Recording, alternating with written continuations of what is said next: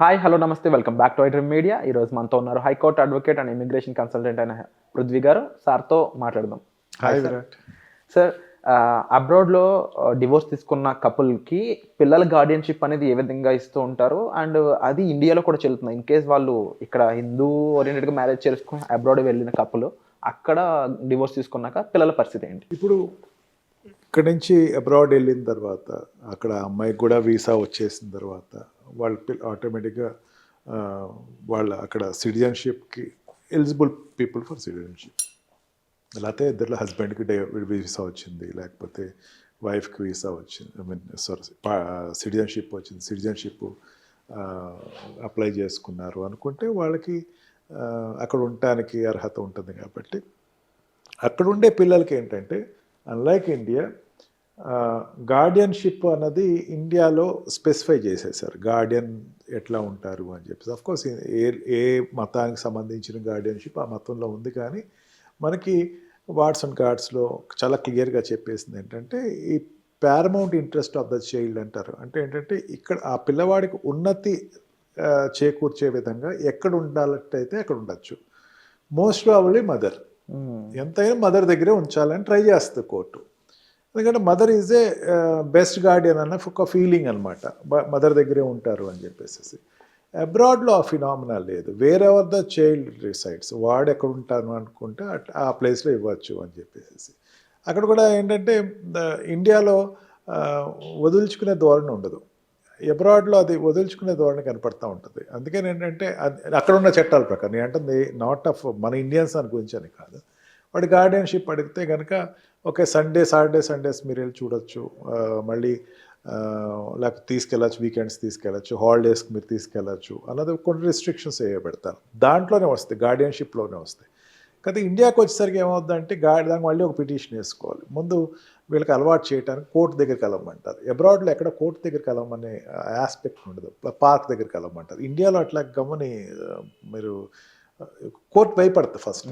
అంటే మదర్ దగ్గర ఉండేటువంటి చైల్డ్లో లేకపోతే ఫాదర్ దగ్గర ఉండే చైల్డ్లో ఒకవేళ బయట ఎక్కడో కలవమంటే వాళ్ళు తీసుకెళ్ళిపోయారు అనుకోండి, అదో పెద్ద ప్రాబ్లం. కిడ్నాప్ కేసులు మళ్ళీ ఫర్దర్ కోర్టు అప్రోత్సహించినట్టు ఉంటుందని చెప్పి చాలా కాషియస్గా వీళ్ళు ఏం చేస్తారంటే కోర్టు మా కళ్ళ ముందే చూడండి, లేదా అటెండర్కి చెప్తారు చూస్తూ ఉండు అక్కడ అని చెప్పేసి అంటారు. సెక్యూర్డ్గా ఉంటుంది కాబట్టి.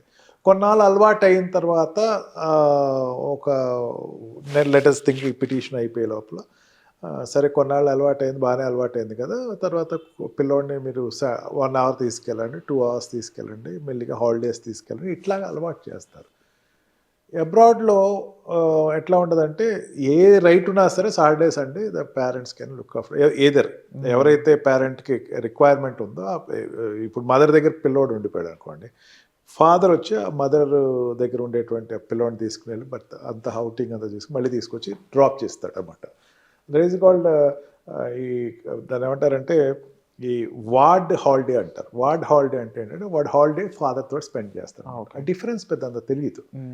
ఇండియాలో కొంచెం ఆ డిఫరెన్స్ ఎక్కువ తెలుస్తూ ఉంటుంది. ఎందుకంటే గార్డ్స్ ఈ వార్డ్స్ అండ్ గార్డ్స్ కొంచెం అవేర్నెస్ తక్కువ ఉంటుంది. అండ్ వీళ్ళకి మదర్ దగ్గరే హక్కు ఉందేమో పిల్లలు అంటే జనరల్ ఫినామినా అనమాట. నాకే పెద్ద అదే బాధ అనిపిస్తూ ఉంటుంది. పిల్లలు అంటే తల్లే చూడాలి, తండ్రికి ఇవ్వరు. నా దగ్గరకు వచ్చి క్లయింట్స్ కూడా అదే అడుగుతారు, సార్ మాకు ఎవరు కాదే బాబు మీరు అడగచ్చు, ఇవ్వరు లేరు అనేది వేరే చాప్టర్. ఫస్ట్ మీరు ముందు పిల్లవాడిని ఎక్కష్టం అవ్వండి, ఫస్ట్ పిల్లవాడికి అలవాటు అవ్వండి. ఇండియాలోనూ అబ్రాడ్లోనూ అదే ఒకటే ఫినామినా ఏంటంటే బ్రెయిన్ వాష్ అంటారు అన్నమాట. పిల్లోడని బ్రెయిన్ వాష్ చేస్తుంది మదరు, అక్కడికి వెళ్ళకు నువ్వు, మీ ఫాదర్ ఇట్లాంటి వాడు అట్లాంటి వాడు అని చెప్తారు. ఈ ఆస్పెక్ట్స్ అన్ని పక్కన పెడితే కనుక paramount interest of the child అని పదం చెప్పాను చూసాను మీకు. పిల్లోడి యొక్క ఔన్నత్యానికి ఎదగటానికి ఉన్నత మనస్తత్వంతో ఎదగాలి అనేటువంటి ఆ భావన ఏదైతే ఉందో ఆ భావనలో ఈ బ్రెయిన్ వాష్ చేయటం వల్ల వాడు ఇంకా దిగజారుతున్నాడు అన్న సంగతి తల్లిదండ్రులు మర్చిపోతారు. వాళ్ళ నీడ్ మాత్రమే చూసుకుంటారు. నా పిల్లోడు నా దగ్గర పంతమే అనొచ్చు, దాన్ని ఇంకో రకంగా కాదు, పంతం. నాకు నా హస్బెండ్ తోటి సరిగ్గా రిలేషన్ లేదు, ఈ పిల్లోడు అక్కడికి వెళ్ళటానికి వీల్లేదు. ఎందుకు వీల్లేదు? నీకు కదా నీ హస్బెండ్ తోటి ఒక ప్రాబ్లము, పిల్లోడితోటి కాదు కదా. పిల్లోడు నా వాడు కాబట్టి వస్తువు పిల్లవాడు అన్నవాడు లేకపోతే ఆడపిల్ల అనేది వస్తువు అంతే. ఈ వస్తువు నా దగ్గరే ఉండాలి, ఇది నేను ఇవ్వను, నువ్వేం చేసుకుంటావు చేసుకో. ఈ ఈ డిఫరెన్సియేషన్ అనేది మదర్ కానీ ఫాదర్ కానీ మిస్ అయిపోతూ ఉంటుంది విరాట్. నీకు మీ ఇద్దరు డిఫరెన్సెస్ వచ్చినాయి, ఏదో డిఫరెన్సెస్ వచ్చినాయి, పిల్లోడి దగ్గర డిఫరెన్సెస్ లేవు అనుకుందాం. మ్యాక్సిమం ఎక్కడ ఉన్న కేసులో ఇదే ఉంటుంది. పిల్లోడు లేకపోతే రే మా ఇద్దరికి డిఫరెన్సెస్ వచ్చినాయి, నువ్వు కాస్త నువ్వు వెళ్ళినా అప్పుడప్పుడు వెళ్ళి కనపడతా ఉండు అని 99% చెప్పరు తల్లి. తల్లి చెప్పదు, తండ్రి చెప్పరు. ఓకే. కారణం ఏంటంటే పంతం. అంటే కోర్స్ బాధలు ఉంటాయి, నీ కాదంట్లా. ఆ బాధలకి నువ్వు బాధపడ్డావు, లేకపోతే శారీరకంగా మానసికంగా అతని వల్ల నువ్వు హింసపడ్డావు, నీ మాటకు ఎదురు వస్తుంది, అతను ఎదురు చెప్తున్నాడు, లేకపోతే నీ పంతం నగ్గలేదు, ఖచ్చితంగా బాధపడతాను. నేను దాని గురించి ఏం మాట్లాడు. పిల్లలు అనేవాడు సపరేట్ చాప్టర్ విషయం అనేది ఇండియన్ ఉమెన్కి కానీ ఇండియన్ మెన్కి చాలా తక్కువ ఉంటుంది. మెయిన్ ఇండియన్ ఉమెన్కి చాలా తక్కువ ఉంటుంది. భవిష్యత్తు, పిల్లవాడి భవిష్యత్తు ఏంటి చాలా క్వశ్చన్ నేను అడుగుతూ ఉంటాను కోర్టుని. Okay, ask the woman to declare that child is not this father's child అని డిక్లేర్ చేసాను. ఆ తండ్రికి పొట్టలేదని చెప్పేసి మనం చెప్పరు అలా. చెప్తే ఇంకేమైనా బాస్టర్డ్ చైల్డ్ వస్తాడు అక్కడ. అది కాదు, మరి ఎటు హక్కు ఉంది కదా తండ్రికి, తండ్రి వల్ల పుట్టినటువంటి పిల్లవాడికి. అంటే ఎందుకు మ్యూచువల్ టర్మ్స్లోకి రాలేరు అంటారు వీళ్ళు? ఎంతసేపు ఒక డివోర్స్డ్ కిడ్ అనేవాడు పరిస్థితి ఏమైపోతుందంటే అక్కడ స్ట్రెస్కి లోన్ అయిపో, అంటే ఆ ఏజ్లోనే వాడికి అవన్నీ అర్థమైపోతూ ఉంటాయి. అండ్ రైట్ నౌ టుడేస్ జనరేషన్లో అది ఇంకా ఫాస్ట్ ఫార్వర్డ్ అయిపోయిందని చెప్పొచ్చు. వాడికి పెయిన్ అంటే ఏంటో తెలుసు, ఇద్దరు విడిపోతున్నారని తెలుసు, వాడి వల్ల భయం ఉంటుంది, ఇప్పుడు ఎవరు చూసుకుంటారనేది, ఎవరిని కలవాలో తెలియదు. అండ్ మరీ ముఖ్యంగా ఇక్కడ వాళ్ళిద్దరు లైఫ్ అనడానికన్నా కూడా చైల్డ్ లైఫ్ అనడమే, దాని నుంచి ఎక్కువ డెసిషన్ మేకింగ్ తీసుకోవడం బెటర్ అనేది నాకు అనిపిస్తుంది. బట్ ఈజ్ ఇట్ రైట్ అంటారు? నీకు చిన్న కథ చెప్తాను విరాట్. ఇక్కడ ఒక భార్య భర్త చనిపోతే శ్మశానానికి వెళ్ళిందట. శ్మశానానికి వెళ్తే అక్కడికి వెళ్ళిన వెంటనే ఒక చిన్న పిల్లదయ్యం వచ్చి బౌ అందట. ఆవిడ పెద్ద భయపడలా. పెద్ద ఏమందంటే ఇది రైట్ టైం కాదు, నీకు తెలియదా? ఇదేంటి రైట్ టైం కాదు, భయపడాలి కదా, మనం చూస్తుంది భయంకర రూపంగా ఉన్నారు, నువ్వు భయపడరాలు, నీకు తెలియదు, ఆగు. తర్వాత వెళ్ళిపోతామంటే ఇప్పుడు వెళ్ళాను అన్నాను, ఇప్పుడు మళ్ళీ బౌ అంది, అయ్యో దెయ్యం పారిపోయారట. ఇదేం డిఫరెన్స్ ఏంటి అని అడిగిందట. ముందు ఆ ఉండేటువంటి సిచ్యువేషన్లో నువ్వు ఏ చెప్పినా వాళ్ళకి వినపడదు. ఓకే, నేను పాత్ర పడుతున్నాను అనుకో విరాట్, నాకు ఏ చెప్పినా సరే నాకు ప్రతివాడు enemy.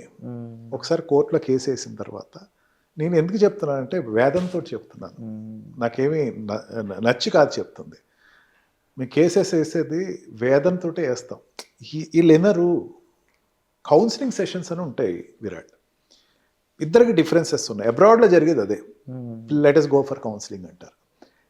Any counselling, psychological counselling లేకపోతే ఫ్యామిలీ కౌన్సిలింగ్, ఏదో ఒకటి కౌన్సిలింగ్ అంటే ఇండియాలో ఉండేటువంటి పెద్ద ఒక నెగిటివ్ ఫీలింగ్ ఏంటంటే నాకు ఎవరైనా పెచ్చ అనుకున్నావు కౌన్సిలింగ్ వెళ్ళడానికి, లేకపోతే నేను గయ్యాళ్ళలా కనబడుతున్నానా కౌన్సిలింగ్ రావడానికి, లేకపోతే అంటే ఈ రకమైనటువంటి భావన అది ఎప్పుడు పోతుందో ఆటోమేటిక్గా మీరు ఇందాక అడిగారు చూసారా, ఈ డిఫరెన్సెస్ ఈ వెళ్ళేది సాఫీగా జరగచ్చు కదా అనే ప్రక్రియ ఆస్కారానికి వీళ్ళే ఆటంకం అనమాట.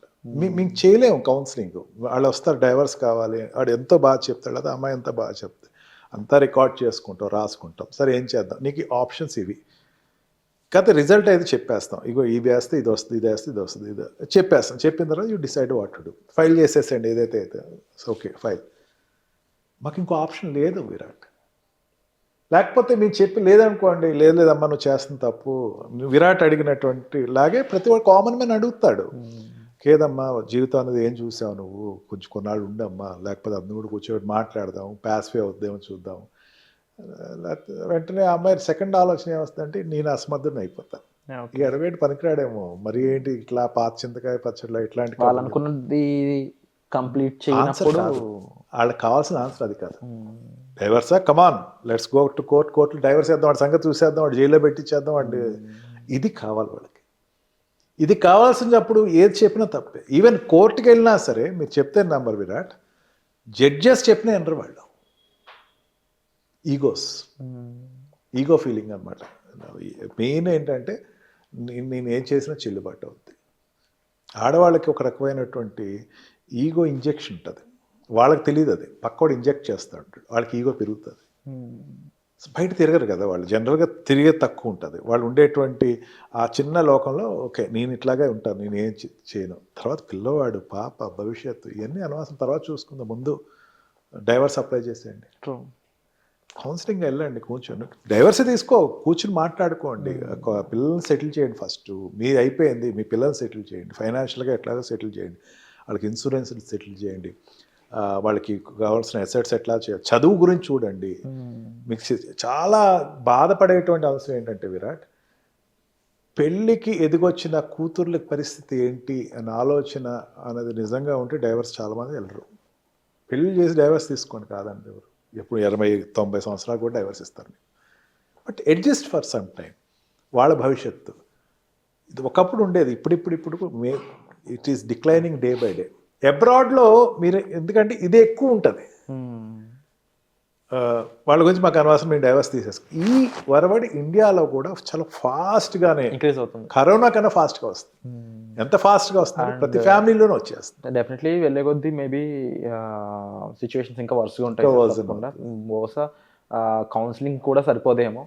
Maybe what happens in future అనేది అయితే వేచి చూడాలి. అండ్ మోస్ట్ ఆఫ్ ది కేసెస్లో మనం చూస్తూనే ఉన్నాం ఇటువంటి ఇష్యూస్ జరుగుతూ ఉన్నాయని చెప్పేసి. దానికి ఎగ్జాంపుల్ అయినా రీసెంట్గా బెంగళూరు అయి ఉండొచ్చు, and Delhi cases, even 2 days back ఢిల్లీలో కూడా ఒక కేసు జరిగింది. ఆ ఢిల్లీ కేసులో ఏం జరిగిందని నెక్స్ట్ ఎపిసోడ్లో విందాం. So thank you so much for the information sir. Thank you.